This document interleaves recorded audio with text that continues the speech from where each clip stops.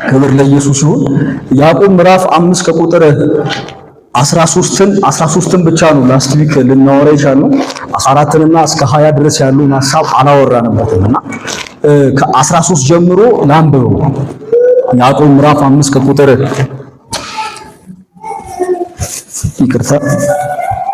ከቁጥር 13 ጀምሮ እግዚአብሔር ቃል እንዲነበባል። ከናንተ መከራን የሚቀበል ማንም ቢኖር እርሱ ይጸልይ፣ ደስ የሚለውም ማንም ቢኖር እርሱ ይዘምር።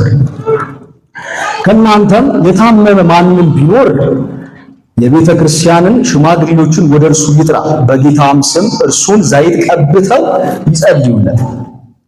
የእምነት ጸሎት ድውዩን ያድናል፣ ጌታም ያስነሳዋል። ኃጢአትንም ሰርቶ እንደሆነ ይሰረይለታል። እርስ በርሳችሁ በኃጢአታችሁ ተናዘዙ፣ ትፈወሱም ዘንድ እያንዳንዱ ስለሌላው ይጸልይ። የጻድቅ ሰው ጸሎት በሥራዋ እጅግ ኃይልን ታደርጋለች። ኤልያስ እንደኛ የሆነ ሰው ነበር።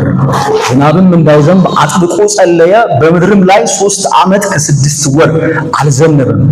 ሁለተኛም ጸለየ፣ ሰማይም ዝናብን ሰጠ፣ ምድሪቱም ፍሬዋን አበቀለች። ወንድሞች ሆይ ከእናንተ ማንም ከእውነት ቢስት አንዱን ቢመልሰው፣ ኃጢአተኛን ከተሳሳተበት መንገድ የሚመልሰው ነፍሱን ከሞት እንዲያድን የኃጢአትንም ብዛት እንዲሸፍን ይወቅ እያለ ያዕቆብ በመጨረሻ መልእክቱ እንደ መደምደሚያ አይነት ሐሳብ ያቀርባል። ትንሽ ለማስታወስ ለትውስታ ያህል 4ቱን ምዕራፍ ትንሽ መንካት ያስፈልጋል ዛሬ መደምደሚያው ስለሆነ። እንደምታውቁት ምዕራፍ አንድን ስንማር ከዛሬ ወደ 12 ሳምንት በፊት ማለት ነው በ3 ቤዚክ የሆኑ ነገሮች ላይ ተወያይተናል። ያዕቆብ በምዕራፍ 1 ላይ ሊናገር የፈለገውን እዚህ ቤት ውስጥ በደንብ አድርገን አውርተናል። በመከራ ውስጥ መፈተን በሚል ሐሳብ ቆንጆ በሆነ መንገድ ነው የተማርነው። ያዕቆብ ገና በመጀመሪያው ምዕራፍ ውስጥ በመከራ ውስጥ መከራ አለ፣ በዛ መከራ ውስጥ ደግሞ ትፈተናላችሁ።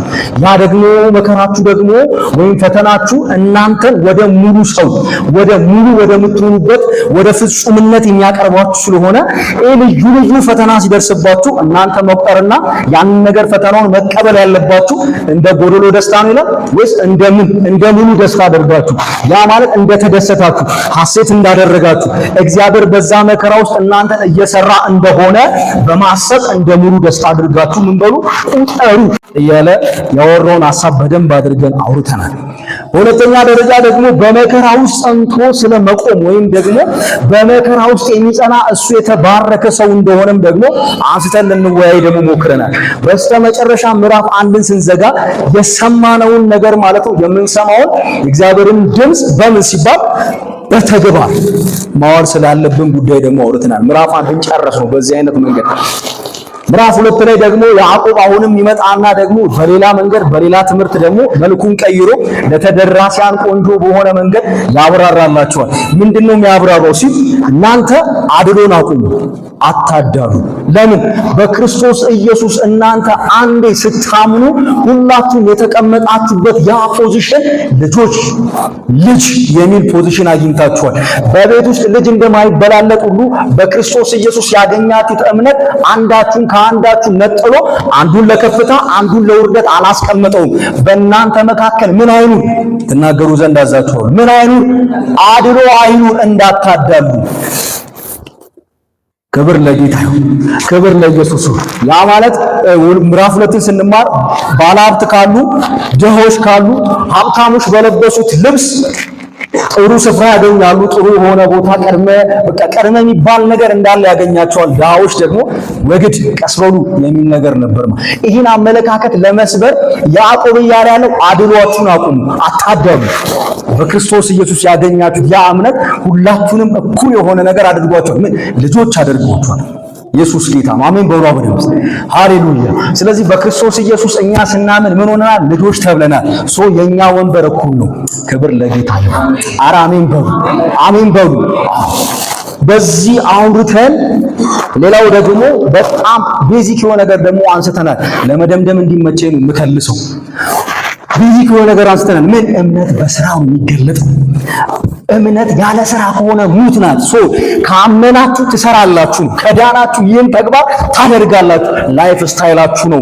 ምን ጽድቅን መስራት ላይፍ ስታይላችሁ ነው። የገባችሁበት ጆይን ያደረጋችሁበት አምናችሁ በክርስቶስ ኢየሱስ የመጣችሁበት ህይወት እሱ ያስገድዳችኋል። ምን ጽድቅን ማድረግ እምነትን በስራ መግለጥ ያስገድዳችኋል። ምን ያመናችሁት እምነት። ስለዚህ እምነት በምን ይገለጣል? ትናገሩ ዘንድ አዛችኋል። በምን? በስራ ይገለጣል። ታሳያላችሁ። ክብር ይብዛልን ይጸጋ። አራሜን በሏ በደም ያዕቆብ ይህን ትምህርት ያስተምራል። አሁንም በዚህ ማያበቃም።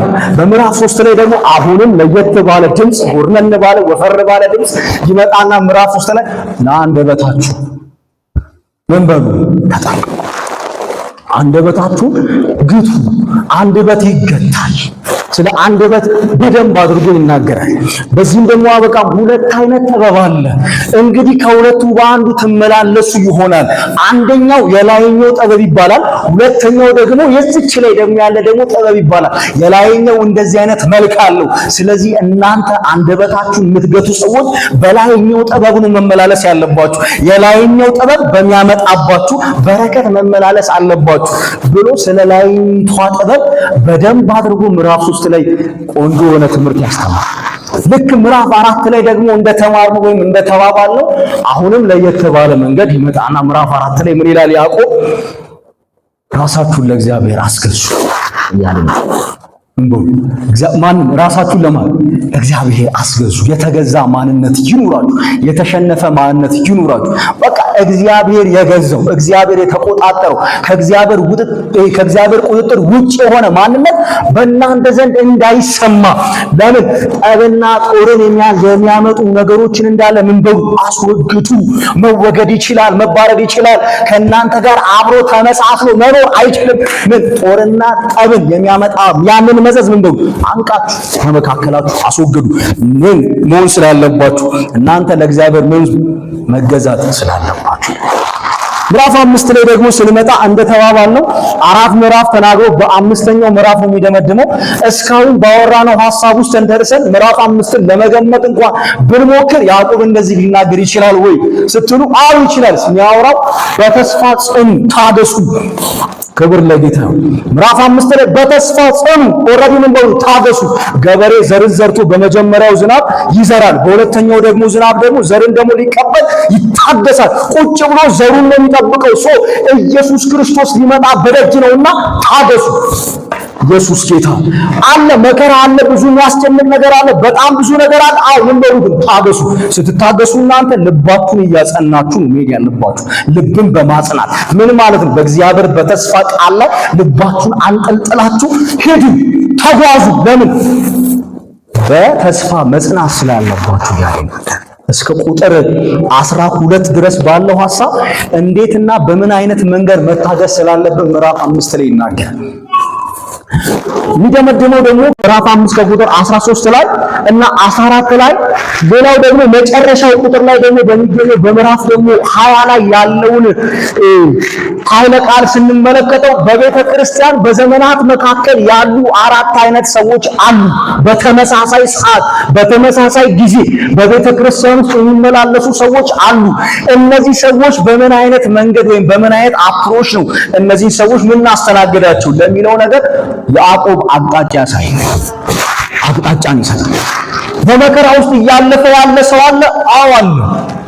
ሁሌም በደስታ መንፈስ ውስጥ እየሄደ ያለ ሰው አለ። አዎ በደንብ አለ። እየታመመ በጣም የሥጋ ህመም በጣም እያመመ ያለ ሰው አለ። አዎ አለ። በቤተ ክርስቲያን መካከል በኃጢአት በደል የሚገኝ ኃጢአት ስቶ ወይም ከእውነት የሳተ ሰው በቤተ ክርስቲያን መካከል አለ። አዎ ጸሐፊው ወይም ያዕቆብ ፕሮባቢሊቲን ያስቀምጠው ቢኖር ነው የሚለው። ሊኖርም ይችላል ላይኖርም ይችላል፣ ግን አሉ። ከእናንተ መካከል መከራን የሚቀበል ሰው ምን ቢኖር ሲል ፕሮባቢሊቲ አድርጎታል። ሊኖርም ላይኖርም ይችላል፣ ግን አሉ። ከእናንተ መካከል እየተደሰተ ያለ ሰው አለ። እየታመመ ያለ ሰው አለ። ከእውነት የሳተ የሆነ ሰው አለ። ስለዚህ እነዚህ ሰዎች በምን አይነት መንገድ አፕሮች ይደረጋሉ? በቤተ ክርስቲያን ይደረጋሉ። ያ ማለት ያዕቆብ እያለ ያለው እውነተኛ ሁኑ ነው። በእነዚህ ሰዎች ዘንድ ያለውን ምንድነው ሲባል እውነተኛ የሆነ ፐርሰናሊቲ ይኑራችሁ። መከራ ውስጥ ናችሁ፣ ለመዘመር ምናልባት ይዳግታችሁ ይሆናል። ምናልባት ልታመሰግኑ ወይም ልትጸልዩ ይዳግታችሁ ወይም እንቅፋት ተራራ ሊሆንባችሁ ይችላል። ግን ምን በሉ? ለምኑ። ማንን? እግዚአብሔርን። እንዴት? መከራ ውስጥ ናችሁ፣ አጋዥ አለ፣ ለምኑ። ጸሎት ምን አይደለም ብለናል? ሪቹዋል አይደለም፣ ስርዓት አይደለም። ጸሎት እኛ በእግዚአብሔር አብ አማካኝነት በልጁ በኢየሱስ ክርስቶስ የተገናኘንበትን ያንን ቤተሰባዊ የሆነ ህብረት፣ ቤተሰባዊ የሆነ ያንን ህይወት የምንግባባበት ያ ተግባቦት ነው ጸሎት። አባት ከልጅ ጋር የሚያወራው ንግግር ነው ጸሎት። ስለዚህ ስንጸልይ አንድ ከእግዚአብሔር ጋር እያወራን ነው ብለናል። ስንጸልይ ከማን ጋር ህብረት እያደረግን ነው ብለናል? ከእግዚአብሔር ጋር ህብረት እያደረግን ነው። ስንጸልይ ደግሞ ከእግዚአብሔር ጋር አብረን ደግሞ እየሰራን። ስለዚህ በመከራ ውስጥ እያለፈ ያለ ሰው አለ። እንግዲያውስ ይጸልይ። ምን? ግላዊ ጸሎት። የጸሎትን አንዱን አይነት ይነግረናል። ግላዊ ጸሎት አለ። ይጸልይ፣ ይለምን። ክብር ለኢየሱስ ይሁን። ኢየሱስ ጌታ። ስለዚህ ይጸልያል። በመከራ ውስጥ እያለፈ ያለ ሰው ከእግዚአብሔር ጋር ያወራል፣ ከእግዚአብሔር ጋር ህብረት ያደርጋል፣ ከእግዚአብሔር ጋር ደግሞ ይሰራል። በመከራ ውስጥ እያለፈ ሁለተኛ በቤተ ክርስቲያን ዘንድ የሚኖር ሰው ይልና ምን? የሚደሰት ሰው፣ እየተደሰተ ያለ ሰው፣ በጣም በህይወቱ እግዚአብሔር ስኬትን እየሰጠው ያለ ሰው። ምናልባት ቸርች መጥቶ በውስጡ ያለው ያደረው ያ ደስታ ሜቢ እንዳይንበረከት ሊያደርገው ይችላል፣ ላይጸልይም ይችላል። ግን ያምልክ ይላል፣ ይዘምር። ያ ለእግዚአብሔር ያለውን ፊድባክ በመዘመር ይግለጥ። አሜን በሉ። በደንብ ይቻላል። ሐናን ተመልከቱ ብያቸዋለሁ። ሐና በህይወቷ ጨለማ በሆነ ጊዜ እያለቀሰች ሰከት እስክትባል ድረስ እሪ ብላ አለቀሰች። ሴትየው ልጅ እግዚአብሔር ሲሰጣት ከበር ነው የጀመረችው። ቀንዴ ከፍ ከፍ አለ እያለች እያመለከች ነበር። እንደ ወትሮ ምናልባት ልታለቅስና እሪ እያለች እግዚአብሔርን ማመስገን የምትችልበት አቅም ላይ ኖራት ይችል ይሆናል። ግን የመዘመር ግን አቅም ግን አለ። ኢየሱስ ጌታ፣ ኢየሱስ ያድናል። ብዙ የተደሰትን ጊዜ፣ ብዙ ደስታ እኛ ጋር ያለ ጊዜ እመኑ፣ ብዙ የመንበርከክ ጉልበት ላናገኝ እንችላለን። ግን ብዙ የመዘመር አሜን በሉ። ብዙ ለእግዚአብሔር የመስገድ አቅም አለ፣ ፍላጎት አለ። ያዕቆብ እያለ ያለው እንደዛ ማድረግ ይቻላል፣ እንደዛ መሆንም ይቻላል። እና ግላዊ በሆነ ከእግዚአብሔር ጋር ባለን ህብረት አማካኝነት የምንገልጠውን አፕሮች በዚህ መንገድ ነው ያዕቆብ ለተደራሲያኑ የሚያስተላልፈው። በመከራ ውስጥ እያለፋችሁ ነው፣ ጸልዩ። እየተደሰታችሁ ነው፣ ዘምሩ። እስቲ ደስ ያለው ይዘምር ተባባሉ። በኋላ እንዘምራለን። ኢየሱስ ጌታ። ስለዚህ ምን እያለን ነው? ይሄን ይናገራል። ቁጥር 14 ላይ መሄዳችን አይቀርምና ቁጥር 14 ላይ ስንሄድ ደግሞ ሁለተኛውን የጸሎት አይነት ነው የምንማረው። ያዕቆብ የሚገልጠውን ሁለተኛውን የጸሎት አይነት ምናይ ይሆናል።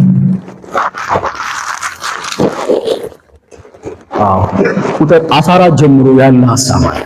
ሶስተኛው ሰው በቤተ ክርስቲያን ውስጥ ያሉ ሰዎች በምን አይነት መንገድ አፕሮች ይደረጋሉ የሚለው ማለት ነው። ምንድነው የሚለው? ከእናንተ የታመመ ማንም ቢኖር የቤተ ክርስቲያንን ሽማግሌ ወደ እርሱ ይጥራ፣ በጌታም ስም እርሱን ዘይት ቀብተው ምን ይበሉለት? ይጸልዩለት እያለ ይናገራል። ይህ ማለት የሚመደበው ከየትኛው ጸሎት ነው ስንል ከምልጃ ጸሎት ጋር አያይዞ እነዚህ ሰዎች በእንደዚህ አይነት መንገድ በቤተ ክርስቲያን ውስጥ መስተናገድ ይችላሉ። በምልጃ ጸሎት ክብር ለኢየሱስ ይሁን። ቢያንስ የታመኑ ሰዎች በቤተ ክርስቲያን ውስጥ ሁሌም ይኖራሉ አሉ። ሶስት የሆኑ ደረጃዎች አላቸው። ይሄኛውን ሐሳብ ለማብራራት ካገኘሁት ኮሜንተሪ መካከል የታመኑ ሰዎች የመጀመሪያ ጴጥሮስ እያለ ያለው የታመኑ ሰዎች አሉ፣ ግን መደረግ ያለባቸው ወይም እነዚህ ሰዎች በቤተ ክርስቲያን ውስጥ በምን አይነት መንገድ ሊስተናገሩ ይችላሉ ሲባል አንደኛ በቤተ ክርስቲያን ቅዱስ በሆነ ማህበር ውስጥ መደገፍ አለባቸው ያለ ነው። ያዕቆብ የታመኑ ሰዎች አሉ፣ ግን እነዚህ ሰዎች የሚያስፈልጋቸው ሽማግሌዎች መጥተው ዘይትን ቀብተው ይጸልዩላቸዋል። ግን ከዛ በፊት እነዚህ ሰዎች በቅዱስ ማህበረሰብ መታወቅ አለባቸው። በቅዱስ በሆነ ማህበረሰብ ሊደገፉ ይገባሉ። በዚህ ማህበረሰብ ውስጥ የታመኑ ሰዎች እውቅና ሊኖራቸው ይገባል። የዚህ ማህበረሰብ አካል መሆናቸው ሊታወቅ ይገባል። በቅዱስ በሆነ ህብረት ውስጥ ሊደገፉ ድጋፍ ሊደረግላቸው ይገባል። ቁሳዊም ይሁን መንፈሳዊም ድጋፍ ሊደረግላቸው ይገባል። የመጀመሪያው የያዕቆብ መልእክት ነው። ሁለተኛው ደግሞ የቤተ ክርስቲያን ሽማግሌዎች ቤታቸው በመሄድ ይጠራሉ። የታመሙ ሰዎች ሽማግሌዎችን ነው የሚያሳውቁ። የሽማግሌዎች ኃላፊነት በቤታቸው ድረስ በመሄድ ዘይትን በመቀባት የመጸለይ ማንዳቶሪ ያላቸው መጽሐፉ ነው የሚያስገድደው። ግዴታ ነው የሚያደርገው መጽሐፉ፣ ሰጀሽን አይደለም፣ ማንዳቶሪ ነው። የቤተ ክርስቲያን ሽማግሌዎች የታመሙ ሰዎች በማህበሩ ሲገኙ የነሱ ኃላፊነት ዘይትን ቀብቶ የመጸለይ፣ ስለነሱ የመማለድ፣ ስለነሱ እግዚአብሔርን የመለመን አንዱ የአገልግሎታቸው ኃላፊነት ነው። አንዱ የአገልግሎታቸው ክፍል ነው። ግን ከዛ በፊት ግን መቅደም ግን ያለበት የታመሙ ሰዎች በቅዱስ ማህበረሰብ ውስጥ ሊታወቁ ይገባሉ። ዕውቅና ሊሰጣቸው ይገባል። በቅዱስ ማህበረሰብ ውስጥ ድጋፍ ሊደረግላቸው ይገባል። በሶስተኛ ደረጃ ያዕቆብ እያስጠነቀቀን ያለው እነዚህ በህመም ውስጥ ያሉ ሰዎች ብቻቸውን ሊሆኑ አይገባም። ሰው ያስፈልጋቸዋል። የታመሙ ሰዎች አሉ። እንግዲያውስ የሁሉም ኃላፊነት ነው። ይሄ ቅዱስ ማህበረሰብ የታመሙ ሰዎችን ቁሳዊም ይሁን መንፈሳዊ ድጋፍ የማድረግ ግዴታ አለበት። የታመመውን ለቤተ ክርስቲያን መጥቶ የማሳወቅ፣ የታመሙትን መጥቶ ደግሞ ለማጽናት፣ ደግሞ ለማበርታት ከጎናቸው መሆን፣ የታመሙ ሰዎችን ብቻቸውን እንዳይተው የማድረግ ይሄ የቅዱስ ማህበር አንዱ የሚያደርገው አገልግሎቱ ነው። ሕያው የሆነች ቤተ ክርስቲያን አገልግሎቷ ይህ ነው። ተግባሯ ይህ ነው። ስለዚህ ዘይት ቀብቶ የሚለውን አገላለጽ ለመፍታት ምሳሌያዊ የሆነ አገላለጽ አለ። አንደኛ የእግዚአብሔርን በረከትነት የሚያመለክት ነው። ሁለተኛ ደግሞ የእግዚአብሔርን ፈዋሽነት መድኃኒትነት የሚያመለክት ነው። እንደ ምልክት ነው የምንጠቀመው እንጂ ዶክትሪን አይደለም። ዘይት ቀብቶ መጸለይ እንደ ምልክት እግዚአብሔር በረከትን ይሰጣል። እግዚአብሔር ፈዋሽ ነው፣ መድኃኒት ነው ብለን ነው የምንቀባው። ሌላው ደግሞ በሶስተኛ ደረጃ ደግሞ የመንፈስ ቅዱስ ኃይልንም ደግሞ ለማመልከትም እግዚአብሔርን ያበረታ አምላክ እንደሆነ። ምክንያቱም ወደ ታች ይናገራል። የጻድቅ ሰው ጸሎት የእምነት ጸሎት ድውዩን ምን ያደርጋል? ተናገሩ ዘንድ ምን ያደርጋል? ምን ያደርጋል? ያድነዋል። ከዛስ ጌታ ምን ያደርገዋል?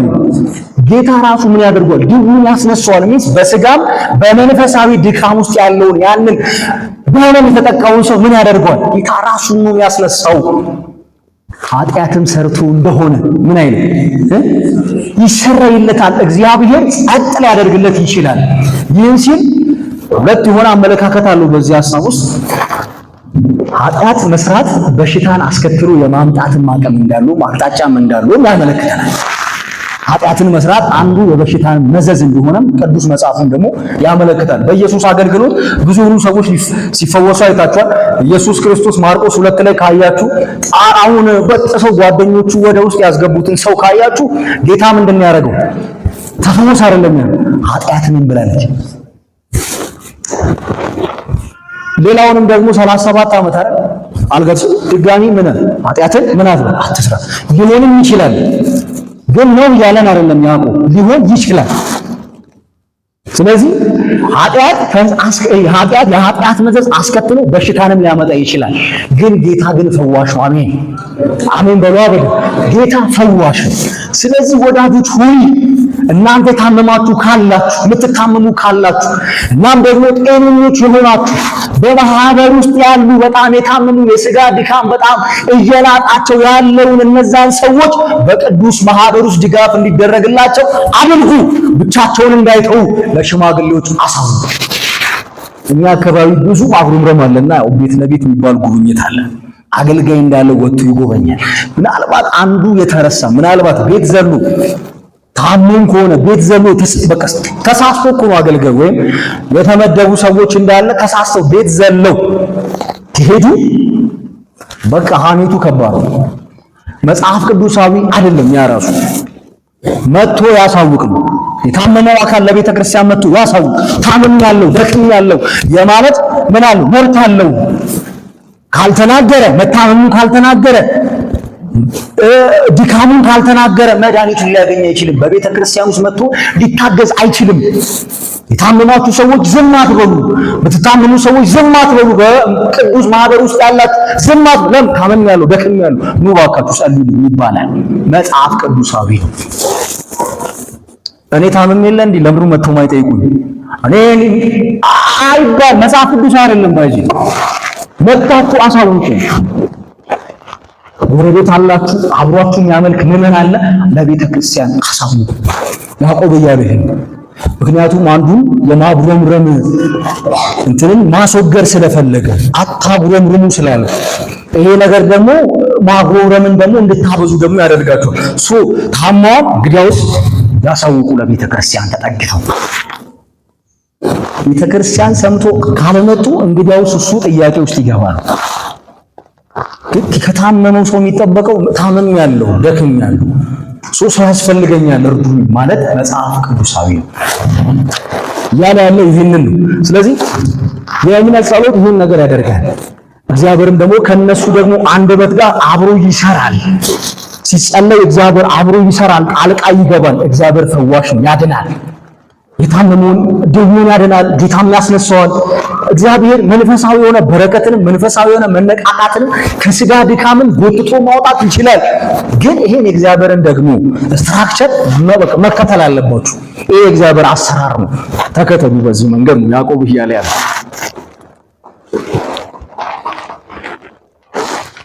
ስለዚህ ይህኛውን ይነግረናል። በሶስተኛ ደረጃ ደግሞ የሚያስተዋውቀን ደግሞ የጋራ ጸሎት ደግሞ አለ። የምልጃ ጸሎት እንዲህ ነው። ለታመሙት ሰዎች እግዚአብሔርን የምንለምንበት እግዚአብሔርን ታማኝነትና የእግዚአብሔርን ረዳትነት እግዚአብሔርን ኤልሻዳይነት በመተማመን ስለ ሰዎች ድካም፣ ስለ ሰዎች በሽታ እግዚአብሔር ፈዋሽ መሆኑን እንለምናለን። ይሄ የምልጃ ጸሎት ነው። የጋራ ደግሞ ጸሎት አለ ደግሞ ይለናል። ቁጥር ከ16 ጀምሮ አይደለ እርስ በርሳችሁና ከቁጥር 16 ጀምሮ ሌላ ሐሳብ ትንሽ አሁንም ጠጠር እያደረገው ነው። ያዕቆብ ምን እያለ ነው? የሚያስብል ነገር ነው የሚያወራው። ምንድነው የሚለው? እርስ በርሳችሁ በኃጢአታችሁ ምን በሉ ጸግሽ ብቻውን እንደሚያወራው ምን በሉ ተናዘዙ። ኑዛዜ ያስፈልጋል። እርስ በርሳችሁ ስትኖሩ መናዘዝ ያስፈልጋል። ትፈወሱም ዘንድ እሺ ያንዳንዱ ስለሌላው ምን ይበል ይጸልይ። ከዛስ የጻድቅ ሰው ጸሎት በምኗ ምንም ታደርጋለች? ኃይልን ታደርጋለች ይላል። ከዚህ ቁጥሩ ሶስት የሆኑ ኃይለ ቃሎችን ነው የምንመዘው። ያዕቆብ ከዚህ በፊት ይናገራል ወይ ልትሉ በማትችሉበት መንገድ ነው እየተናገረ ያለው። ምን ሲባል እርስ በርሳችሁ ምን በሉ ኃጢአትን ምን በሉ ተናዘዙ። እርስ በርሳችን ኃጢአትን ምን በሉ ተናዘዙ። ሁለተኛ ደረጃ ላይ ደግሞ ምንድነው? ትፈወሱም ዘንድ አርነት ያስፈልጋችሁ ዘንድ አንዱ ስለሌላው ምን ይበል ይጸልይ። በሶስተኛ ደረጃ ደግሞ የምናየው ደግሞ ኃይለ ቃል ደግሞ ምንድነው? የጻድቅ ሰው ጸሎት እያለ ደግሞ ይናገራል። ወዳጆች ሆይ የጋራ ጸሎት የሚተገበረበት መንገድ ሁለት ነው ያስፈልገበት። ከዚህ ክፍል ውስጥ ወይም ከዚህ ቁጥር ውስጥ የምናየው የጋራ ጸሎት የሚተገበርበት መንገድ አለ። አንድ ኃጢአትን ለመናዘዝ ነው። ሁለት ደግሞ ፈውስን ለማግኘት ነው፣ ለመታደስ፣ እንደገና ለመቆም፣ እንደገና ለመሰራት፣ እንደገና በአዲስ መልክ ደግሞ ለመቆም የሚደረግ የጋራ ጸሎት መንገዱ ያ ነው። የሚተገበርበት መንገድ ያ ነው። ግን ያዕቆብ እያለን ያለው ምንድነው? ኃጢአትን በህብረት መካከል መናዘዝ ያስፈልጋል ወይ? ለእግዚአብሔር ብቻ መናገር እየቻልን ለእግዚአብሔር ብቻ በእግዚአብሔር ፊት መተን እያለ ማልቀስ እየቻልን እርስ በርስ ነው የሚለው። የትላንት ወቃሽ በሆነ ሰው መካከል ራስን አጋለጥ ነው። ግልጽ በሆነ አማርኛ በአዲሱ ትርጉም ሰውና ትገልጣለህ። ነገን በቃ ትላንትን ነገ ላይ መጣ ትገልጣለህ። ድካምን ትገልጣለህ። መሸፈን አትችልም። ሰው ነህ። በዚህ ሰው መካከል ራሴ ከዛስ ልናዘዝ ተናዘዝ። ለምን በእግዚአብሔር ፊት ብቻ ለምን አላለም? ለምን እርስ በርስ ለምን አስፈለገ? ሁለት ትርጉም አለው። ስኮላርስ እንዳሉት ማለት ነው። ሁለት ትርጉም አለው እርስ በርስ መናዘዝ የሚለውን ሐሳብ። አንደኛ በህብረት መካከል በቅዱስ በሆነ ህብረት መካከል በሚደረግ አለመግባባት ውስጥ ያለውን በደልና ስህተት እርስ በርሳችሁ ተናዘዙ። ያንን ኑዛዜ አድርጉ። በደልኩ፣ አሳዘንኩ ተባባሉ። በዚህ መካከል ውስጥ ያስከፋችሁት ያሳዘናችሁት ሰው ካለ አንዳችሁ ይቅር ተባባሉ፣ ተናገሩ። በደልኩ፣ አሳዘንኩ፣ አስከፋው ይባላል በህብረት መካከል። ሁለተኛ ደግሞ አቅጣጫው ደግሞ እግዚአብሔርን አምላክ በደላችሁም እንኳን ከሆነ በህብረት መካከል እኔ እኮ እግዚአብሔርን አሳዘንኩ እግዚአብሔር ፊት እንዴት ልቁም ብላችሁ በህብረት መካከል ራሳችሁን አጋልጡ ያለ ያለው ይሄን አጋልጡ። በህብረት መካከል በዚህ አይነት መንገድ ውስጥ ያላችሁ ሰዎች ያ ማለት ራስን በህብረት መካከል ለምን እናጋልጣለን የሚለውን አንድ ሶስት የሆነ ነጥብ ላይ ላንሳ። አንደኛ በህብረት መካከል ራስን ማጋለጥ ወይም መናዘዝ አስፈላጊ የሆነበት መሰረቱ ምንድነው ሲባል ኃጢአትን በዝርዝር በህብረት ፊት መናዘዝ ዳግመኛ በዛ በኃጢአት ልምምድ ውስጥ እንዳንያዝ ኃይልን ስለምናገኝ ራስን በቅዱስ ማህበረሰብ ውስጥ በኃጢአት መናዘዛችንን በኃጢአት ልምምድ ውስጥ መሆናችንን ራሳችንን ማጋለጣችን በዛ በተመሳሳይ ተግባር ውስጥ በዛ በተመሳሳይ በወደቅንበት በኃጢአት ልምምድ ውስጥ እንዳንገኝ ኃይልን የምናገኝበት መንገድ ነው። በህብረት መካከል ኃጢአታችንን መናዘዝ ያስፈልገናል። በመሰረቱ ኑዛዜ ያሳቅቃል።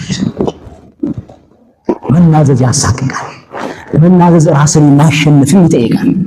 መናዘዝ ለእግዚአብሔር መሸነፍንም ይፈልጋል።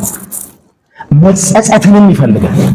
መናዘዝ በአጠቃላይ ድጋሚ ትላንት የኖርነውን ኑሮ እንዳንኖር ፍላጎትም ያስፈልጋል። የትላንትን የስተት ጎዳና መጥላት ያስፈልጋል ለመናዘዝ። ምክንያቱም መናዘዝ በራሱ ምን ስለሚያሳቅቅ የቤተ ክርስቲያን አባት ከሆኑት ቅዱስ ዮሐንስ አፈወርቅ ከተናገሩት መካከል አንዱን ሐሳብ እንያዝላችሁና ልንገራችሁ። የተወደዱ ሰዎች ናቸው። ብዙ መጽሐፍቶች በስማቸው አለና ስለነሱ ብዙ ይወራል። ግን ካገኘሁት ሐሳብ አንዱን ልንገራችሁ። በደሉ ላይ ኃጢአቱ ላይ ድፍረትና ሽንገላን የሚጨምር ኃጢአትም ሰርቶ ዝም የሚል ሰው ከተለማመደው ከኃጢአት ልምምድ ራሱን መጠበቅ አይችልም። ተመሳሳይ ከሆነ ከኃጢአት መንገድም ራሱን ማዳን አይችልም እያለ ይናገራል። በበደሉ ላይ በድሏል፣ ስህተት ሰርቷል፣ ኃጢአት ሰርቷል። ኃጢአቱ ላይ ግን ኃጢአቱን የመሸፋፈን የማድበስበስ ሽንገላ የሚጨምር ከሆነ ይህ ሰው ሊለማ አይችልም። ለኃጢአቱ ሌላ ማብራሪያ ትምህርት መጽሐፍ ቅዱስ የሚፈልጥ ከሆነ መጽሐፍ ቅዱስ ለራሱ እያሳተመ የሚያዘጋጅ ከሆነ የሚያመቻች ከሆነ ይሄ ሰው ሊለማ አይችልም። በትላንት በተያዘው በኃጢአት ልምምድ ዛሬም የሚያዙ አቅሙ ከፍተኛ ነው። መዳን አይችልም። ለመዳን መናዘዝ አለበት። ለመዳን ራሱን ማጋለጥ አለበት። ኃጢአቱን የሚሰውር ምን አይልም የሚናዘዛትና የሚተዋት ግን ምንን ያገኛል? ምህረትን ያገኛል ይላል። ንጉስ የሚሽረውን አንድ ንጉስ የሚሽረውን ሲሽር እየኮነነው ነው። ልክ አልሰራም ብሎ ነው። ንጉስ የሆነ ስልጣን ለመስጠት መሻር የፈለገውን አካል የሚሽር ከሆነ ልክ አልሰራም ብሎ እየነቀፈው ነው የሚሽረው። ሚሾመውን ደግሞ እያሞገሰ ነው የሚሾመው። ይገባሃል፣ ይሄ ቦታ አንተ ነበር ከዚህ ቦታ መስራት ያለበት።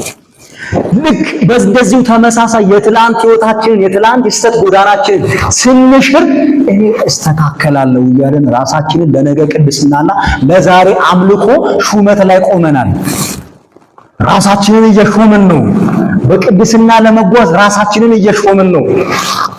ኃጢአትን ስንናዘዝ ነገ ከእግዚአብሔር ጋር ነኝ አሜን ይባላል። አሁን ከእግዚአብሔር ጋር ነኝ እቀጥላለሁ እያለን እየወሰንን ነው። በህብረት መካከል ራስን ማጋለጥ የምናገኘው አንዱ ጥቅም ድጋሚ በትላንት በስተት ጎዳና በትላንት በኃጢአት ልምምድ እንዳንያዝ ኃይልን ስለሚሰጥ ነው ማለት። ሁለተኛ ደግሞ ኢያሱ መጽሐፍ ላይ እንደዋለ ኢያሱ ምዕራፍ 7 ከቁጥር 19 ጀምሮ ቆንጆ የሆነ ሐሳብ ነው። ኢያሱ አንድን ግለሰብ ጠርቶ ለእግዚአብሔር ተናዘዝ፣ ኃጢአትህን ለእግዚአብሔር ንገረው፣ እኔንም እንዳትዋሸኝ እንዳትደብቀኝ ተናዘዝ፣ ለኔም ንገረኝ እያለ ይናገራልና ራስን በህብረት መካከል ውስጥ የምናጋልጥበት ለምንድን ነው ሲባል እግዚአብሔርን የምንፈራበትና እግዚአብሔርን የምናከብርበት አንዱ መንገዳችን ስለሆነ በህብረት መካከል ለእግዚአብሔር ያለንን ፍርሃትና አክብሮት ምን ገልጥበት አንዱ መንገድ ስለሆነ ቅዱስ ነው እግዚአብሔር፣ ፍጹም ነው እግዚአብሔር። በዚህ አምላክ ፊት የምንቆምበትን አቅም ለማግኘት በተቀደሰ ህብረት ውስጥ ኃጢአትን ሰራው ድካም አለብን። ፕሊስ እግዚአብሔር ይቅር እንዲለኝ ባካችሁ ጸልዩ ይባላል መጽሐፍ ቅዱሳዊ። ያዕቆብ እያለን ያለው ይሄንን ነው። ያው በህብረት መካከል እኮ መተን እኮ ስንጸልይ ፈዋሾቹ እኛ አይደለንም፣ ወይም ፈዋሾቹ የወንድሞች ህብረት አይደለም። ፈዋሽ እግዚአብሔር ነው። አሞን ስጋ እንኳን ህመም እንኳን አሞን በሆስፒታል ሄደን በማናቀው ሐኪም ዘንድ ወጋኝ፣ አመመኝ፣ ዶቆሰኝ እንለለ ህመማችንን በደንብ አድርገን እነግሮ መድኃኒትን ለማግኘት በሽታችንና ሳንደብቅ ነው የምናወራው። በህብረትን መካከል እንዲህ ነው። እግዚአብሔር በቅዱሳን ጸሎት ይሰራል። እግዚአብሔር በቅዱሳን ህብረት እግዚአብሔር ይሰራል። የቅዱሳንን ጸሎት እግዚአብሔር ያከብራል። ሶም በሉ መታችሁ በዚህ ቅዱስ በሆነ ህብረት ውስጥ ራሳችሁን አጋልጡ። ግድ የላችሁ ነገ በቃ ይግለጠኝ የሚል ፍራቻ እንዳይኖራችሁ። ኑዛዜ በራሱ ያሳቅቃልና መሸነፍን የሚጠይቅ ጉዳይ ነው። ከተሸነፋችሁ መታችሁ በህብረት ውስጥ ተናዘዙ። ካቅማችሁ በላይ ሆነ፣ በጣም አታገላችሁ፣ በጣም ታገላችሁ፣ ግድ የላችሁ መታችሁ በቅዱሳን ፊት ራሳችሁን አዋረዱ ነው፣ አጋልጡ ራሳችሁ እያለ ይናገራል። የምንናዘዝበት መንገድ ይሄ ነው። ድጋሚ በኃጢአት በዛ ላይ ምዱስ ላለመያዝ፣ ሁለተኛ ደግሞ እግዚአብሔርን የምናከብርበትና እግዚአብሔርን የምንፈራበት አንዱ መንገድ ስለሆነ ነው። ስለዚህ አንዱ ደግሞ ስለሌላው ምን ይበል ነው የሚለው ይጸልይ። ይሄኛውን ኃይለ ቃል ለምናገኛለን ምን ለመሆን ለመፈወስ፣ ትፈወሱ ዘንድ፣ ነጻ ትወጡ ዘንድ፣ ትታደሱ ዘንድ፣ ድጋሚ ትቆሙ ዘንድ፣ ትበረቱ ዘንድ፣ ድጋሚ ያምርባችሁ ዘንድ፣ ካደቀቃችሁ ካደከማችሁ ነገር ቀና እንድትሉ አንዱ ስለሌላው ምን ይበል ተናገሩ ዘንድ አዛቸው። ምን ይበል ይጸልይ። ለምን አስፈለገ ጋራ ጸሎት? ለምን ብቻችንን ለምን አንጸልይ? ለምን በህብረት መጸለይ ለምን አስፈለገ? ያዕቆብ ሊናገር የፈለገው ምንድነው? ለምን አስፈለገ? የመጀመሪያው ሲባል ቅዱሳን ስለ ኃጢአተኞች የሚያሰሙትን ልመና በእግዚአብሔር ዘንድ ተቀባይነት ስላለው እግዚአብሔር በህብረት ውስጥ አብሮ መስራቱን የሚያሳይበት የሚገልጥበት መንገድ ስለሆነ በቀደመው መጽሐፍ ላይ ዘፍጥረት ላይ የእስራኤላውያን ጉዞ ተመልከቱ።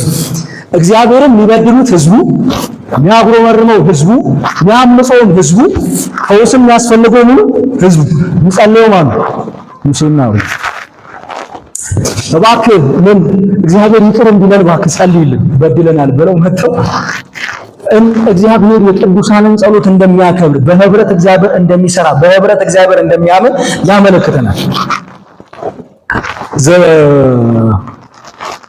ዘሌዋውያን ላይ ታገኛላችሁ በደንብ። ሌላው ደግሞ ቅዱሳን እግዚአብሔርን ለኃጢአተኞች የምሕረቱን ባለጠግነት እንዲገልጥላቸው በሚያደርጉት ልመና እግዚአብሔር ጣልቃ ስለሚገባ አንዱ ስለ አንዱ ይጸልዩ። ምንድነው የሚለው? 50 ሰው ስለ አብርሃምን ካያችሁ ዲፍን ኃጢአተኛ ላይ ላጠፋ ነው ሲል እንዲህ ብታደርግ ታደርጊውን አደርጋለሁ፣ እንዲህ ብታደርግ ግን ታደርጊውን አደርጋለሁ፣ ይሄ ሰው እንኳን ቢቀርስ አደርጋለሁ። የሱ የምህረቱ ባለጠግነት ወሰን የለውም፣ ገደብ የለውም። ይሄኛውን የምህረቱን ባለጠግነት እግዚአብሔር በቅዱሳን ዘንድ የሚቀርበውን ልመና እግዚአብሔር ስለሚያከብረው ይጸልያል። አንዱ ስለ ሌላው እንጸልያለን፣ እግዚአብሔር ጣልቃ ስለሚገባ ማለት ነው። ሶስተኛ ደግሞ ከዚሁ መጽሐፍ ላይ ከፍ ስንል ደግሞ እሱ ምንድነው ይላል? ጌታም የሚምርና የሚራራ ይላል። እጅግም የሚምርና የሚራራ። ምን ጸልየው ለምንድነው? እግዚአብሔር መሐሪና በምህረቱ ባለጠጋ ስለሆነ የእግዚአብሔርን ምህረትና ባለጠግነት በመተማመን ነው አንዳችን ስለ አንዳችን ምን ጸልየው። ኢየሱስ ጌታ ነው። ሌላው ደግሞ በቅዱስ ማህበር ውስጥ በቅዱስ ህብረት ውስጥ አንዱ የአንደኛውን ሸክም መሸከም ስላለበት ይህን ደግሞ በማድረግ ደግሞ የክርስቶስን ሕግ ደግሞ ስለምንፈጽም ሸክም ነው። አንዳችን ስለ አንዳችን የምንጸልየው ያ ጸሎት ያምድ ነው፣ ሸክም ነው፣ የጋራ ጸሎት ሸክም ነው። ይሄን በማድረግ ደግሞ የክርስቶስን ሕግ ደግሞ እንፈጽማለን። ክብር ለኢየሱስ ይሁን።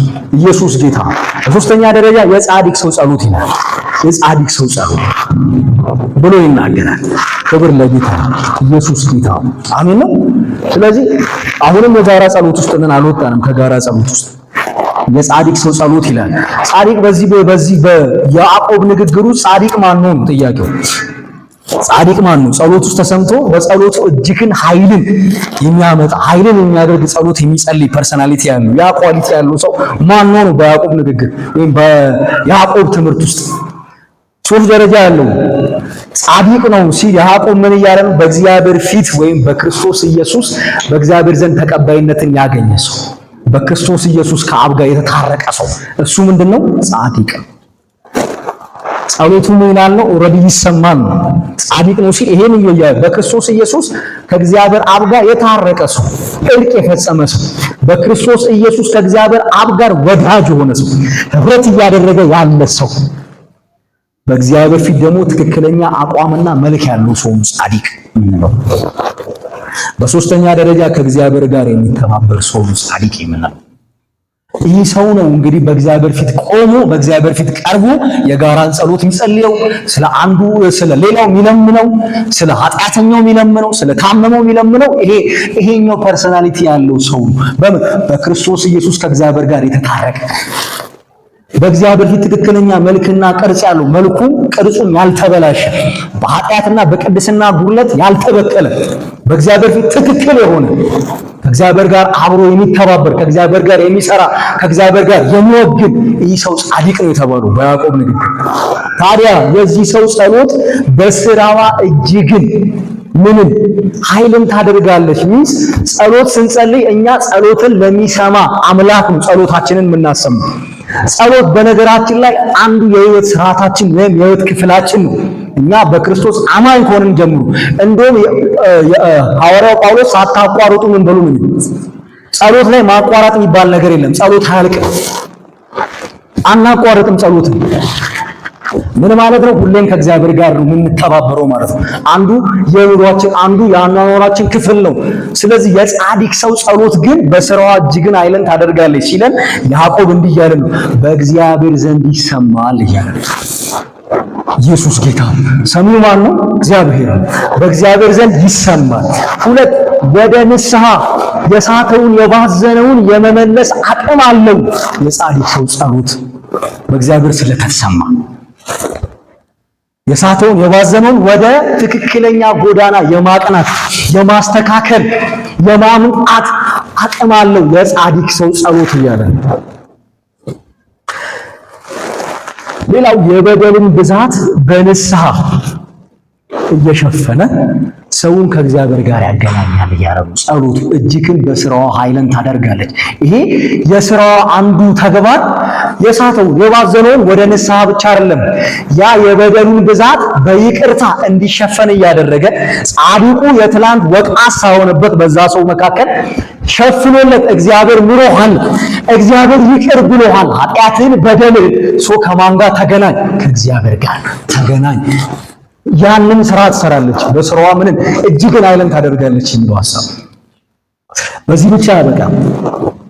ለእግዚአብሔር ቀናተኛ በሆነ ልብ ወደ እግዚአብሔር ዙፋን ጸሎታቸውን በማቅረብ ሰዎች ቀጣይነት ባለው በህይወት ኳሊቲ እንዲቀጥሉ የማድረግ አቅም አለው የጻድቅ ሰው ጸሎት። ልመና ነዋ፣ የቀረበ ልመና በማን የተሰማ? በእግዚአብሔር የተሰማ ልመና ስለሆነ ቀጣይነት እንዲኖራቸው ሰስቴን እንዲያደርጉ እንዲቀጥሉ በቅድስና ሕይወት እንዲቀጥሉ የማድረግ ስራንም ትሰራለች። ለምን? የጻድቅ ሰው ጸሎት ስለሆነ። ክብር ለጌታ ይሁን። ኢየሱስ ጌታ ነው። ሃሌሉያ። ስለዚህ እየጨረስኩ ነው፣ አይዟችሁ። ይሄን ይናገራል። የጻድቅ ሰው ጸሎት እንዲህ ነው። ታዲያ ምን ነው ደከማችሁሳ? የሚከብድ ነገር እኮ አይደለም። ምን ነው ሲል ኤልያስም እንደኛ ምን ነበር? መልአክ ነበር አለ። 17 12 ክንፍ አለው አለ። እንደኛ ምን ነበር? አረ ተናገሩ ዘንድ አግዙኛ። እንደኛ ምን ነበር? በዚህ ከታች ከቁጥር 13 ጀምሮ እስከ 20 ድረስ ከሰባት ጊዜ ባላነሰ ጸልዩ የሚል ስለ ጸሎት በደንብ ድግግሞሽ ቃላቶችን ታያላችሁ። ስለ ጸሎት በጣም ቤዚክ በጣም በቃ ምሳሌ ሊሆን የሚችል ሰው ማን ነው? ያዕቆብ ነው። ለምን? ኤልያስ ነው። ኤልያስ በጸሎቱ ሰማይን አዘጋ። አይገርምም? ለ3 ቀን መሰላችሁ እንዴ? ለ3 ዓመት ከምናምን ሰማይን አዘጋ። ኧረ በስመ አብ! ምን እሱ ብቻ?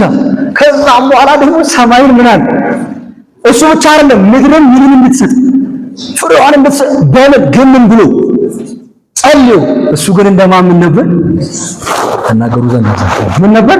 እንደኛ ሰው ነበር። እንደኛ እንዴት እኮ እንደኔና እንደናንተ ሰው ነበር። በደንብ ምን ማለት ይሁን እንደኛ ሙሴ ሁላኩ ኤልያስ እንዳልተገኘ ነው የሚነገሩ። እስካሁን የት እንዳለ አናውቅም። ተነጠቀ ይላል፣ ሄዷል ይላል። የት ሄዷል ብቻ ግን የለም። እያዩት ሄዷል፣ አርጓል ማለት ነው። የለም እኮ እሱ እንደኛ አይነት ሰው ነበር። በደንብ ነው በደንብ ሲጸለይ ሰማይ ተስማምቶለት መለኮት ጣልቃ ገብቶ ሰማይን የዘጋለት ሰው እንደኛ አይነት ሰው ነበር። አሁን እንደኛ አይነት ሰው እኮ እንደኛ አይነት እንደኛ አይነት ትንሽ ወደ ቀደመው መጽሐፍ እንሂድ። ስለ ኤልያስ አንደኛ ነገሥት ምዕራፍ 17 ጀምሮ ስለሱ ታሪክ ምን ነው 19ን ስታነቡ 19ኛው ምዕራፍ ብታጠኑ ከሆነ ከቁጥር 1 እስከ 10 ድረስ ማለት ነው ባለው ሐሳብ ውስጥ በእውነትም ኤልያስ እንደኔ አይነት ሰው ነው። እኔን ነው የሚመስለው የምትሉት ቁርጥ እኔን ነው የሚመስለው ኤልያስ የምትሉት ለምን አትሉም? 5 የሆነ ካራክተርን ኤልያስ በዛ ስፍራ ሳይቷል። ከቁጥር 1 እስከ 10 ባሉት ሐሳብ ውስጥ ማለት ነው። ዛቻን የሚፈራ ሰው ኤልያስ፣ የነገሥት ስጋት ያለበት ሰው ኤልያስ፣ የንጉሡ ሚስት ዛቻ ይፈራ። ኧረ በስመ አብ የለውም ሂድ የት አባቴ ልግባ እኔ ታዲያ ከማን ጋር ብቻዬንስ ማቆ ቀረው የሚል የነገሥት ስጋት ያለበት ሰው ኤልያስ። የዚህን ሰው ጸሎት ነው እግዚአብሔር ያከበረው። እግዚአብሔር የዚህን ሰው ጸሎት እግዚአብሔር ያከበረው። የነገሥት ስጋት ያለበትን ሰው የሚፈራ በሰዎች ዛቻ በጣም የሚንቀጠቀጥን ሰው ነው እግዚአብሔር ያከበረው። ይህንን ሰው ነው እግዚአብሔር ያከበረው። በነገሥት ዛቻ በጣም የተሸበረ የተደበቀ ሸሽቶ የሄደን ሰው ጸሎት ነው እግዚአብሔር ያከበረው። ጣልቃ ገብቶ የዚህን ሰው ጸሎት ነው እግዚአብሔር ያከበረው። እንደኛ ሰው ነበር። ሁለተኛ ላይ ደግሞ በቃኝ አቃተኝ የሚል ሰው ነው። ምን አልቻልኩም ብቻዬን ቀረው የሚል ሰው ነው ይላል አይደል? እኔ ብቻ ቀረው 400 ምናምን ነቢያት አሉ፣ ግን ለአንተ ግን አይሰግዱም። እኔ ብቻዬን ስቀር ግድ አይለኝም አቃተኝ። እንደውም ምንድነው የሚለው? የሆነ ቃል ይጠቀማል። ነፍሴን ከኔ ዘንድ ትወስዳት ዘንድ ምን ልሃል እለምንሃለሁ አትሉም እናንተ? አላልንም እኛ ትላንቶቻችን ይናገሩ አላልንም ወይ? አረ ስንቴ ነው ያለው? በጣም እልፍ ጊዜ አረ በቃኝ ውሰደኝ እባክህ ይብቃኝ አላላችሁም? ለዞም እያለቀሳችሁ ይመስለኛል እያልን ማለት ነው። ግን ይሄ ሰው እንደኛ አይነት ሰው ነው። አቃተኝ የሚል ሰው ነው። በሶስተኛ ደረጃ ድካም ያለበት ሰው ነው። በዛ ውስጥም እንኳን ድካም አለበት። የሚደክም አይነት ሰው ነው። ሚዝል አይነት ሰው ነው። በአራተኛ ደረጃ ግን ይሄ ደግሞ በጣም ጠንካራ የሆነ ጎኑ ሁለቱ ጎኖች ከኛ ጋር ምናልባት ያመሳስልን ይሆናል። እንደኛም ሰው ነው የሚያስብለው ማለት ነው። በሰማዩ ኃይል ወይም በመለኮታዊ ጥበቃ ውስጥ የሚረጋጋ ድምፅ ባለበት ቦታ ራሱን ማረጋጋትን የሚችል ሰው ቁራ ይቀልባል ሲባል ሰው አንተ ካለ ሰው ምንም በሌለበት ቤት ውስጥ ገባ ሲባል ድምፅ ሰምቶ መግባትን የሚችል ሰው፣ ኃላፊነትን የሚወስድ ሰው፣ ለሰማው ድምፅ ኃላፊነትን ይወስዳል። ምን ማለት ነው? በመለኮታዊ ጣልቃ ገብነት የሚያምን ሰው፣ የሚረጋጋ ሰው፣ እግዚአብሔር ድምፅ ባለበት ቦታ ራሱን አረጋግቶ መቀመጥ መሰንበት የሚችል ሰው። አይከብድም ወይ? እኔና ልጄ በልተን ልንሞት የቀረን ጥቂት የምትባል ዱቄትና ዘይት ነው ያለን፣ እባክህ ተወን ሲባል ቁጥ የላችሁ ምን ብሎ ነው የመጣው? ሰው ሳምቶ ነው የመጣው። አይገርምሽም? እኔ ትላንት እግዚአብሔር በቁርአን መገበኝ ለምበላው ብዬ ላስብ፣ ድምፅ ግን ሰምቻለሁ። እሱ ብቻ አይደለም እኮ የሚገርማችሁ ከዛ ቤት ሰውየው እስኪወጣ ድረስ ጠፍቶ ያውቃል፣ ደርቆ ያውቃል። ትጋግራለች ይመለሳል፣ ትጋግራለች ይመለሳል፣ ይበላል ይመለሳል አለ። በዛ ቤት ውስጥም አንድ አስደንጋጭ ነገርን ተከስቷል። ድምፅ ሰምቶ ይረጋጋል። ልጇ አልሞተም፣ ሞተ ነው የሚለው መጽሐፉ። አንተ መተህ ልጄን ገደልክብኝ፣ ሰበብ ሆንክብኝ አለ። ኖ ወደ ላይ ወጥቶ ጸለየ፣ እግዚአብሔር አከበረው። ግን ጸሎቱን ሰማለት። በዚህ ሁሉ ውስጥ መረጋጋት ይቻላል ወይ? በደንብ ይቻላል። እንዴት? ድምፅ ተሰምቶ ነዋ። ማን? ኤልያስም እንደኛ ሰው ስለነበር ነዋ። ስለዚህ ይሄኛው ምርጥ የሆነ ኳሊቲ ነው የኤልያስ ማለት። በአምስተኛ ደረጃ ኤልያስ ለሰራዊት አምላክ የሚቀና ሰው አሜናትም ቀናተኛ ነው። እኔ ስላንተ ቀናው ነው የሚለው እንደኛ ሰው ነበር። ይሄኛው የዳነው ሰው ለእግዚአብሔር ይቀናል። ስለዚህ እግዚአብሔር እንደኛ ሰው በሆኑ ሰዎች ጸሎታቸውን ካከበረ፣ ጸሎታቸውን ከሰማ፣ እንደኛ አይነት ድካም ያለባቸውን ሰዎች እግዚአብሔር ከረዳ፣ እንደኛ አይነት ፍርሃት ያለባቸውን ሰዎች እግዚአብሔር ካጸና፣ ታዲያ እንዴት የእናንተን ጸሎት እግዚአብሔር እንዴት አጸናው? እንዴት በጸሎታችሁ እግዚአብሔር እንዴት ሰማይ ጣልቃ እንዴት አይገባም? ይገባል። በርቱ። የጋራን ጸሎት ጸልዩ፣ ለምኑ ነው ያዕቆብ እያለ ያለው ማሰሪያ አንቀጹ። ይጸለያል፣ እግዚአብሔር ይሰማል። በደካሞች ነው እግዚአብሔር የሰራው። በኃያላን እግዚአብሔር በቃ ጉልበቱን አልገለጠም። በደካሞችና በመስኪኖች ነው እግዚአብሔር ጉልበቱን ሲገልጥ የኖረው። ስለዚህ እግዚአብሔር ጸሎታችሁን ያከብራል። እንደኛ ሰው በሆኑ ሰዎች መካከል ስለተገለጠ ጸሎታቸውን ስላከበረ ክብር ለኢየሱስ ነው። ይሄን ይናገራል። እንደኛ ምን ነበር? ሰው ነበር። ቁጥር 19 እና 20 ደግሞ እንመልከት። ይሄ ስለ ባዘነው ሰው የተሰጠ ተስፋ፣ ስለሚመለሰው ሰው የተሰጠ ተስፋ። የባዘነው የመመለስ ተስፋ አለው። ከእውነት የሳተው የመመለስ ምን አለ? ተስፋ አለው። ኢየሱስ ጌታ ምን ተስፋ የሰጠን እግዚአብሔር የተመሰገነ ነው። ስቶ ከሆነም ምናልባት ከእውነት ፈጠጥ ካለም ምን ማለት ነው? ከጸና ኦልሬዲ ከደጅ ወጥቷል። ይሰው ከእውነት ቢስት ሲል ከትክክለኛው ከወንጌል ትምህርት ሲያመልጥ ካመለጠ ዋርኒንግ ውስጥ ነው የሚከተው። ይህንን በበደል ያለውን ሰው ከሳተ፣ ከባዘነ፣ በጥፋት በር ላይ ካለ፣ ወደ ሐሰት መንገድ እየተጓዘ እየተንደረደረ ካለ አንደኛው ተነስቶ ቢመልሰው ነፍሱን እንደታደጋት ይቁጠራት። ነፍሱን ከጥፋት እንዳስመለጠ ይቁጠራት። ከሲኦል ነፍሱን እንደታደጋት ይቁጠራት። እንዳስመለጠው ይቁጠር።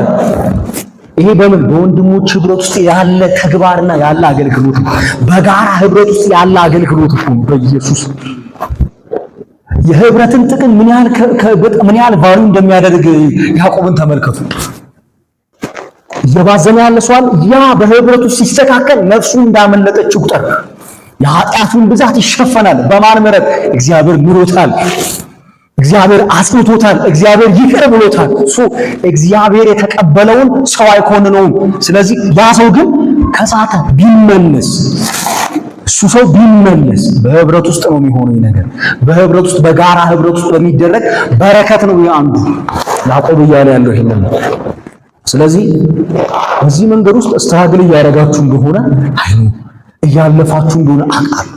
ግን ሪግሬት የምታደርጉበት ያለፈ ታሪክ እንዳይኖራችሁ በመከራ ውስጥ ናችሁ፣ ጸልዩ። መደምደሚያ ነው። እየተደሰታችሁ ነው፣ ዘምሩ። ታማችኋል፣ ቅዱሳንን ጥሩ። ወደ ቤተ ክርስቲያን ሽማግሌዎች ሂዱ፣ አጸልዩ። ልመናን ለምኑ፣ መተው እንዲጸለይላችሁ አድርጉ። እግዚአብሔር የእምነትን ጸሎት ያከብራል፣ ፈውስን ይሰጣል። የጻድቅን ጸሎት ደግሞ እግዚአብሔር ይሰማል። በስራዋ እጅግን ኃይልን ታደርጋለች። ምን በሉ? እርስ በርሳችሁ በኃጢአታችሁ ተናዘዙ፣ ቼክ ተደራረጉ። ቀበቷችሁ ላላ ትንሽ ተንገዳገዳችሁ፣ ግዴላችሁ፣ እርስ በርስ ተካከሙ። መተካከም ያስፈልጋችኋል። መንገዱ በጣም አሰልቺ ነው። አዎ፣ በጣም ፈተና አለ። አዎ፣ ተበትናችኋል። አዎ፣ አይዟችሁ። ግን እርስ በርስ ምን በሉ? ተካከሙ። እርስ በርስ ተያዩ እንጂ እርስ በርስ ቼክ ተደራረጉ እንጂ።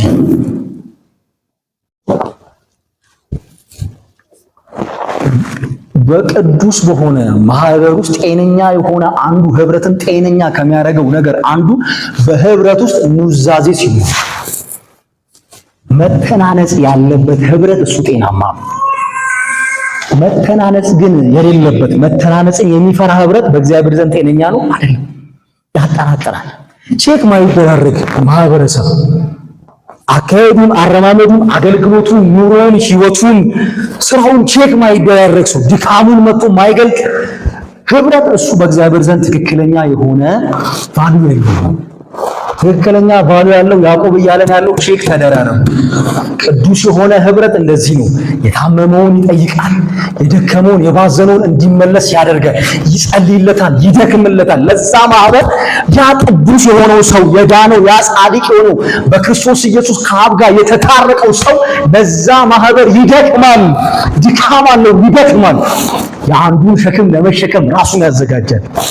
ተያይዘን ወደ እግዚአብሔር መንግስት ምንገባው፣ ተያይዘን እያመለክን ኢየሱስ ጌታ አሜን። ቀድመን ምንገባባት መንግስት የለም። ይዘን ነው ምንገባው። ቅድስናን ይዘን፣ ጽድቅን ይዘን፣ ህብረትን አትርፈን አሜን በሉ አበደን። ቀድመን ምንገባባት መንግስት የለችም። እሱ በዚህኛው ዓለም መንግስት ስርዓት ይዘን ነው ምንገባው። ኢየሱስ ጌታ አንደኛችን አንዳችሁ ሳይርቅብን አሜን ነው ሳይጠፋብን፣ አይዞ ጌታ ይመጣል፣ ደጅ ነው፣ ቀርቧል፣ አይዞ በርታ፣ እጸልይልሃለሁ፣ እኔም አለሁልህ፣ እንበረታለን እየተባለን ወደ እግዚአብሔር መንግስት ወደ ፍጻሜ የምንገባው። እኔ ራሴ አሜን እያለ ያለው ያዕቆብ ይህን ጨርሶ መልእክቱ ይህን ነው። ወንድሞች ሆይ ከእናንተ ማንም ከእውነት የሳተ በህብረታችሁ መካከል ካለ ብትመልሱት እንዳዳናችሁት ቁጠሩ፣ ነፍሱ እንደዳነች ቁጠሩ። ይህ ሕያው የሆነው ወንጌል ሰዎችን ከማዳን ውጪ ሌላ ዓላማ የለውም። ሰዎችን ከማነጽ ውጪ፣ ሰዎች እንዲጸኑ፣ ሰዎች በክርስቶስ ኢየሱስ የተዋጀችውን ያቺን ቤተክርስቲያን ከመጠበቅ ውጪ ሌላ ዓላማ የለውም። ይሄ መጽሐፍ ከተገለጠ በዚህ መጽሐፍ ተስማምተን ህብረት ካደረግን ሰዎች ይድናሉ። አሜን ይባላል። በኢየሱስ ስም አሜን በሉ። ይሄን መጽሐፍ ገልጠን ተስማምተን ካጠና ነው ተስማምተን ከጸለይንበት ሰዎች ወደ እግዚአብሔር መንግስት ይፈልሳሉ። አይባዝኑም፣ አያዝኑም። ታመው እንኳን ቢሆን አዝነው በዛ በሐዘን ድባቴ አይጠፉብንም። አይዟችሁ ይባላል ይለናል። ግዴላችሁ ይለናል። ኢየሱስ ጌታ ነው። ያው ከዚህ ስንወጣ አብዛኞቻችሁ እንግዲህ እንደምታገለግሉ ተስፋ አደርጋለሁ። ወደ ስራ ዓለም ትገባላችሁ፣ እዚህም ያላችሁ ትሰማራላችሁ።